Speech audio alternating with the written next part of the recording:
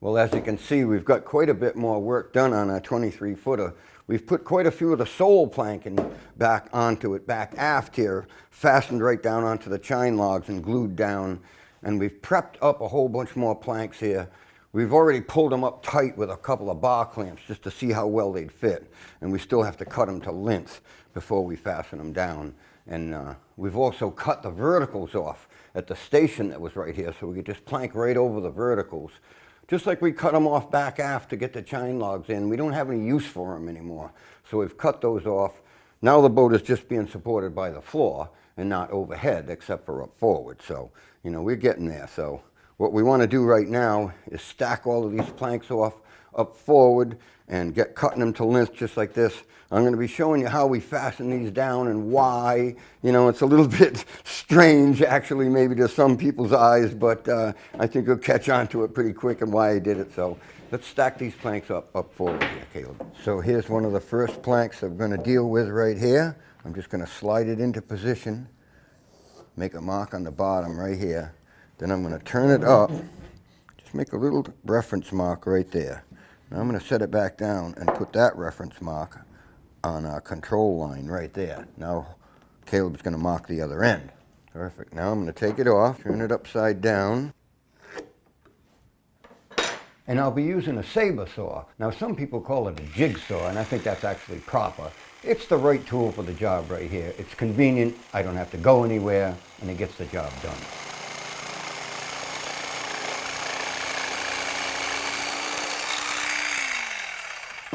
Here's our first one cut to length right there.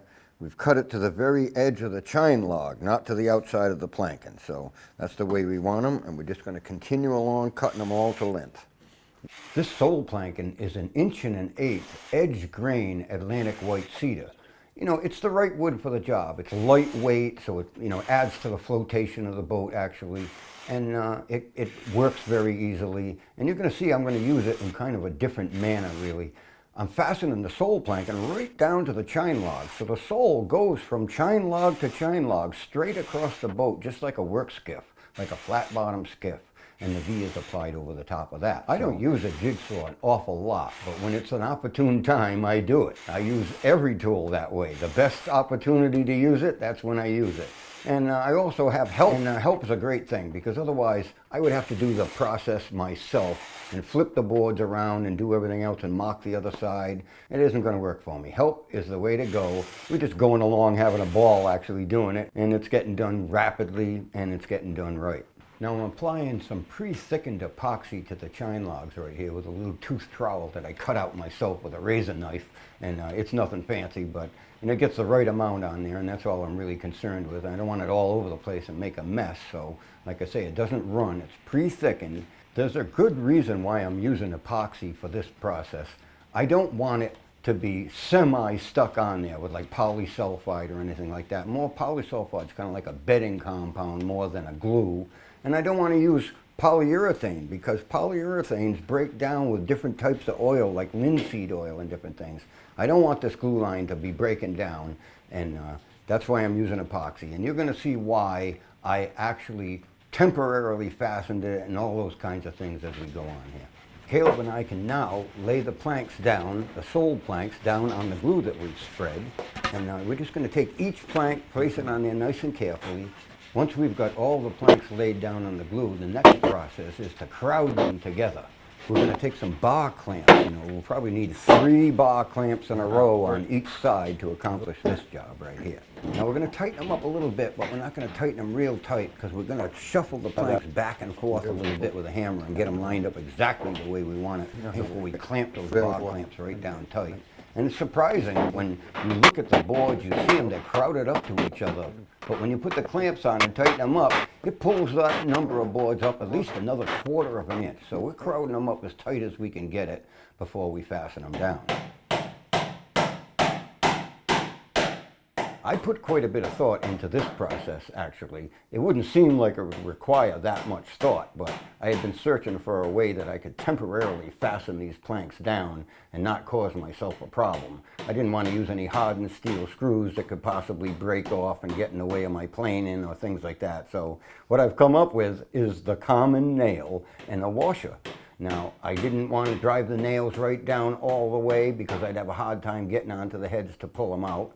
And the holding power didn't need to be there. Just about as far as I drove it, that's all the holding power I need.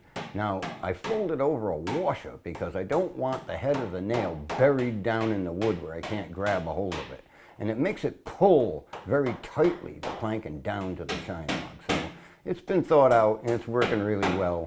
I think it's very different, and I'm actually kind of proud of it, to tell you the truth. So Caleb and I are motoring right along, getting the sole planking down and fastened right down.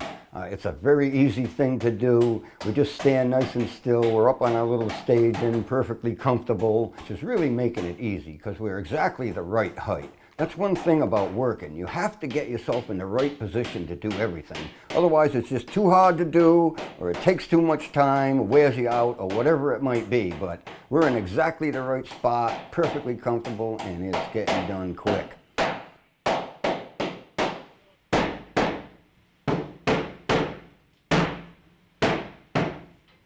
Now that we've got our sole completely clamped down and fastened down, I'm going to go up on top of that sole and I'm going to drive like sheetrock screws in between the seams.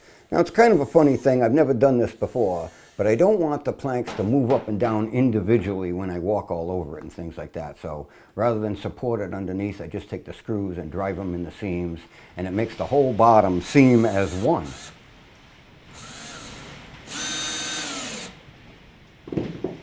Well, let's jump up and down on it and see how stiff it is. That is without the bottom. That's just the sole right there. If that's all there was, it'd be stiff enough, but it's going to have runners, longitudinals, a keel, and a bottom, and fiberglass. So it's going to be a very, very strong boat. Well, we've got quite a bit of sole planking fastened down to the chine logs here with temporary fastenings, and I'm going to start pulling those out real shortly here. But before I do, I just wanted to explain a few things to you. We left a gap back here. I left 2 boards out here, and it's the easiest thing for us to just put the bar clamps right on this last board. I really couldn't put the bar clamps on the transom because they keep sliding up on this angle, so I've left that gap. There's other reasons too. I'm going to do a few different things in the corners here. It's going to have a pit back here that lets water off of the deck into the pit to be pumped out, and there's a few different design things that have to be worked out there. The keel is going to be let into the transom here, and one of the interior braces is going to be let into the transom here. So there's quite a bit of work to do left back aft here, but right now what we're going to do is start unfastening these planks right here. It's pretty simple. We put 8-penny nails in there. You don't usually use 8-penny nails on a boat like this, but they're temporary, and it's the fastest and easiest and quickest and dirty of dirty fastenings that I've ever used. So it works out pretty good. I'm just going to take a pair of nippers and just pull the heads up a little tiny bit like that so that I can get my hammer onto them. I didn't bang the nails all the way down because they would have been a little bit harder to get onto with the nippers, and they didn't need to be because they got plenty of holding power for what I'm trying to do here. Now let me just lift up a couple more nails here so I can get onto them with the hammer, and I'm going to show you how I go about this. Pretty simple, just a claw hammer, pull those nails right up out of there. Once I get all these nails out, the sole is just going to be glued down to the chine logs with no fastenings whatsoever. And that's what I was out to do, because later on I'm going to do quite a bit of planing at the ends of these sole planks, and the fastenings would just be in the way. The reason why I came up with this process has finally come into its own here, because it was quick and easy to do, didn't waste any time or any money. I didn't have to drill any holes, I didn't have to use a pilot drill, I didn't have to get a screwdriver bit or do anything with electric or anything like that. It's the simplest thing in the world, totally effective. Well, now that I've pulled all the nails, I'm just going to collect up these washers here, because we use these over and over again. And the nails we just throw away because they're all bent and they're not worth straightening out. But it works out really, really well. So there you go. Now what I'm going to do now is going to go down the other end and take my electric plane and dub some of this off. I'm going to show you how it's done with an electric plane. I'm not going to do it all the way down to exactly right, but it's going to be a demonstration at least about how fast an electric plane does the job. Well, here we go again with the electric plane. There's a few things I wanted to say about this design as it relates to the electric plane. I designed this boat around the use of an electric plane, and a lot of the processes I wouldn't be able to do so easily with hand tools. I could get away with it, but it'd be a lot of work. Trying to dub this down on this long angle would be considerable amount of work. I'd have to use either a slick or a hand plane or an adze or a hatchet or whatever else. And I could do it in any number of ways, but believe me, I'm going to do it the easiest way, and this is it right here. So let's just get started with this, and it's pretty impressive, I think.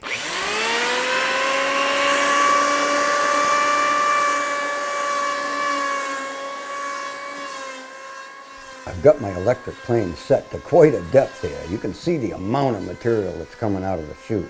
Now, it's actually set too deep, really, but it's doing the job.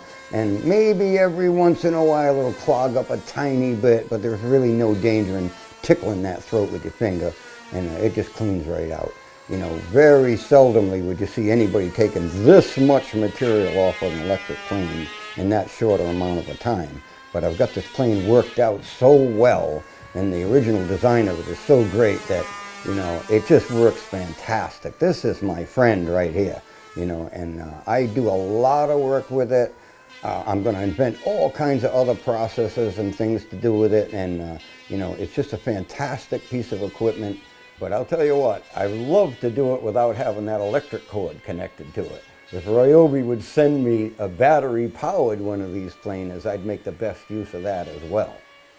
As I work along here, you can see that I can't just stay in one spot. I'd be planing down into like a sweep or a swale, and then the plane won't work so well. So I have to do quite a bit or length of it at the same time in order to get it to work properly. And that's not an inconvenience at all. You know, it just works out perfectly well as long as you know what you're doing.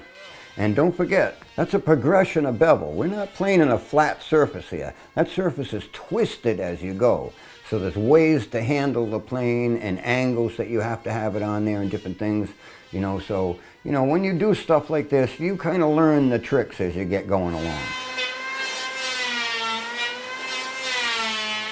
This isn't the final dubbing of this angle, actually. I'll have to wait until I get the keelson in place so that I can get a little straight edge laying on the keelson to define this angle exactly right. But I'm getting down there awful close. I probably got a 32nd or a 64th of an inch to go when I'm done. And the finish will happen after I get the keelson in place, tune the angle on that, and then I'll come back to this and just go back and forth a little bit until I get all those angles exactly the way I want them.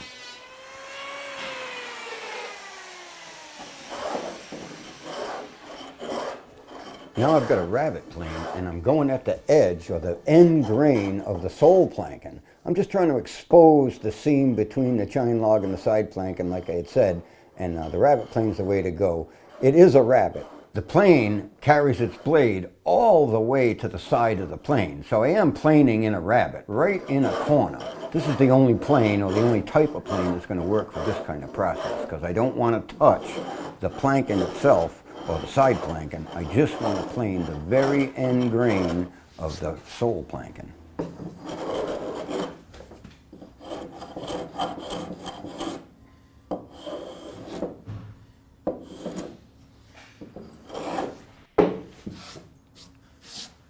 Yeah, now what I was trying to do with the rabbet plane was expose that seam right there, the seam between the chine and the side plank, because that's a control line. That is exactly where I want to be right there, and I'm going to darken it up so that I can see it very easily when I'm dubbing the rest of this bevel so that I don't go past it. Just like that. Now that I've got a good portion of this dubbing done right here, I can't do it exactly accurate because I don't have the keel in place, but once I get that in place, I'll have something to shoot at to develop this angle to be exactly right. You know, it's more of a laying down angle back here than it is up here. It starts to slope up as you go forward, but all that has to be done by having something to shoot at. So what I'm going to do, the next thing I'm up to really is putting the keel in place. And then I can use like a little gauge to lay on the keel to develop this angle exactly right. So there's more planing to do here, but we're coming along really nicely. You know, I have to say one thing about this boat right here. This boat is very, very satisfying for me to be involved in because, you know, it's my own design. You know, I've been years working on it, just, you know, not like I just sat down and had to spend my whole life at it, but thinking about it and coming up with different ideas. And, you know, it's a culmination of what people have asked me for over the years to build a V-bottom skiff, of which I have never done, and I haven't seen anybody else do it. You know, I know in Chesapeake Bay area there's V-bottom boats being built and had been over the years, but they're not built exactly like this one, that's for sure. You know, I think this was an improvement on V-bottom boats right here. So, you know, we're really happy to do it. If I were you guys and I had an opportunity to do something like this, design something like this, build something like this, I would do it because I can tell you for sure it is incredibly satisfying.